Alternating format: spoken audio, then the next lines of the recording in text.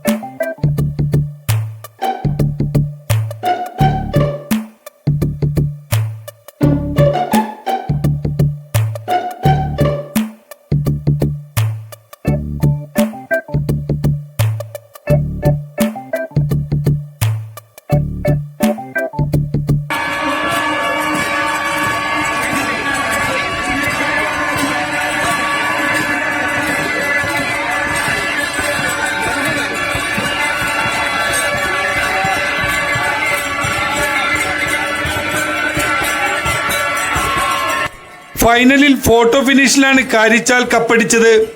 VBC കൈനാക്കരി തുഴഞ്ഞ വിയമ്പുരം ചുണ്ടൻ രണ്ടാമതെത്തി. Kumarakom town boat ക്ലബിന്റെ നടുഭാഗം ചുണ്ടനും Niranam boat club തുഴഞ്ഞ Niranam ചുണ്ടനും മൂന്നാമതും നാലാമതും എത്തി.